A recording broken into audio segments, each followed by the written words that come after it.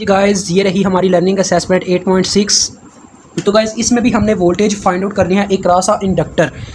तो गाइस एक रासा इंडक्टर और एक रासा कैपेसिटर, इसमें मैं आपको थोड़ा ना कहने के एक कंसेप्ट दूंगा कि इंडक्टर के क्रॉस हमारे पास रेजिस्टेंस क्या होती है और कहने के कैपेसिटर के क्रॉस हमारी रेजिस्टेंस क्या होती है, दोनों के क्रॉस। अब क्योंकि इसमें तो हम डेरिवेटिव्स ले नहीं सकते, डेरिवेटिव इसमें थोड़े टिपिकल हो जाते हैं फेज़र की फॉर्म में। तो फेज़र को हल करने के लिए जो थ्योरी आई थी हमारे पास, यानी जो कहने के हमारे पास प्रैक्टिकल आया था, वो ये था कि इसको इम्पीडेंस में कन्वर्ट कर दिया जाता है। तो लिहाजा मैं आपको इम्पीडेंस का कहने के कंसेप्ट दूंगा इसमें। अगर आपके पास जी इंडक्टर है तो उसमें इस्तेमाल होने वाली जो आपके पास रेजिस्टेंस होती है उसको हम इम्पीडेंस कहते हैं, जो कि बराबर होती है जे ओमेगा एल के। यानी इसको एल को हमें जे ओमेगा से ज़रब दें तो हमें इसकी रेजिस्टेंस यानी इम्पीडेंस मिल जाएगी। इसमें हम रेजिस्टेंस कहना इसको गलत है, इलीगल है, इसको लीगल कहते हैं इम्पीडेंस। और अगर हमें कैपेसिटेंस दे दी जाए तो उसके क्रॉस अगर हमने इम्पीडेंस निकालनी है तो उसका फार्मूला होता है गाइस 1/जे ओमेगा सी। शायद यही होता है, यहाँ जे ऊपर होता है, अब मेरे जहन में अभी क्लियर नहीं है। तो चले जब उसका क्वेश्चन आएगा तो उसकी आगे नेक्स्ट बात करेंगे। अभी हमारे इससे कोई तल्लुक वास्ता नहीं है। जे मेरे ख्याल में ऊपर ही होता है और साथ में माइनस होता है, क्योंकि जे ऊपर जाके माइनस यहाँ पे बाहर शो करवाता है। तो चले बाद में इसकी बात की जाए, अभी आप इसको क्या लेके अभी आप इसको छोड़ दें। अभी हमारी बात हो रही है इंडक्टर पे। कैपेसिटर भी मेरे ख्याल में नेक्स्ट क्वेश्चन हो सकता है कैपेसिटर पे ही आ जाए। तो अगर हमें वोल्टेज निकालनी है तो सबसे पहले हमें ओमेगा का पता होना चाहिए। ओमेगा वैसे भी हमें टाइम डोमेन में हमने वोल्टेज को फाइंड आउट करना है, तो लिहाजा हमें ओमेगा वैसे भी चाहिए होता है। तो हम 2πf यानी अलग से ओमेगा को फाइंड आउट कर लेते हैं। 2 × 3.14 × 60 हर्ट्ज़, तो ये हो गई 120 यानी पाई आ गया, 120 पाई आ गया टाइम डोमेन के लिए। वैसे अगर हम निकालना चाहते हैं डायरेक्ट ओमेगा तो आ जाएगा 2.314 × 60, तो ये आता है 377 ही कह लें, क्योंकि ये इतना ही बन जाता है। 377 आ गया, ठीक है। 377 हमारे पास आ गया ओमेगा। अब अगर हम यहाँ पे पुट करते हैं इसकी वैल्यू, तो गाइस जे × 377 × 0.05।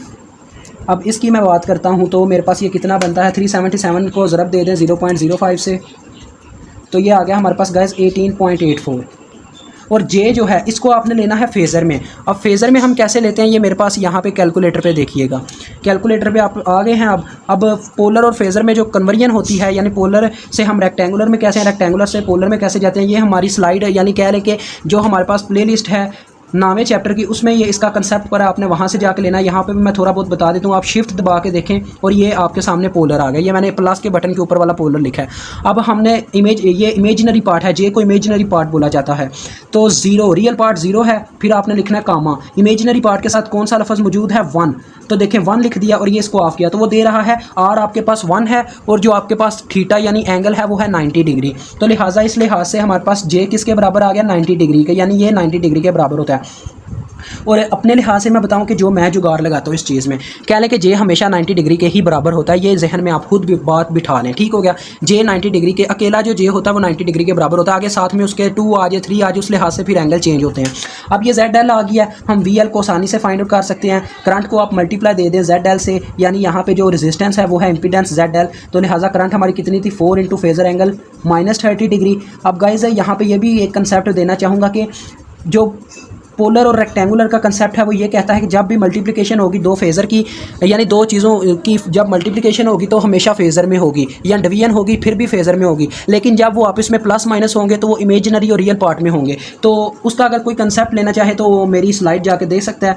अब यहाँ पर मैं मज़ीद इस पर बहस नहीं कर सकता। देखें 4 को हम रियल पार्ट से ज़रब देंगे 18.84, तो ये आ गया 75.4। ये मैंने इसको कर लिया राउंड ऑफ, और एंगल आपस में प्लस हो जाएंगे क्योंकि ये कह लें कि मल्टीप्लिकेशन हो रही है। अब इसका साइन डिफरेंट है, यानी इसमें से माइनस ही होगा। प्लस तो हो रहे हैं लेकिन माइनस से साइन डिफरेंट है। तो 30 में से 90 हमने माइनस किया, यानी ये हो गया 60 डिग्री। अब साइन बड़ा 90 डिग्री का तो ये प्लस में ही आएगा। तो वोल्टेज आ गई हमारे पास इतनी। अब हमने इसको लेके जाना है टाइम की डोमेन में। तो मैं लिखता हूँ यहाँ पे VT = पहले हमारे पास इसकी मैग्नीट्यूड आएगी जो कि है 75.4। आगे काज में, क्योंकि ये फेज़र हमेशा काज में होता है, इनटू ओमेगा टी होता है। ओमेगा हमारे पास आया था 377। आप इसको डायरेक्ट 377 भी लिख सकते हैं और रेडियन की फॉर्म में भी लिख सकते हैं, यानी 120 पाई लिख सकते हैं, लेकिन वो थोड़ा अजीब लगेगा। 377T थोड़ा देखें प्यारा लग रहा है। तो ये आ गया। साथ में आप एंगल लिख दें, अगर वो माइनस में होता हम यहाँ पर दरमियान में माइनस शो करवाते, तो ये आ गया +60 डिग्री वोल्ट। तो मुझे उम्मीद आपको समझ आ गई होगी। अल्लाह हाफिज़, अस्सलाम वालेकुम।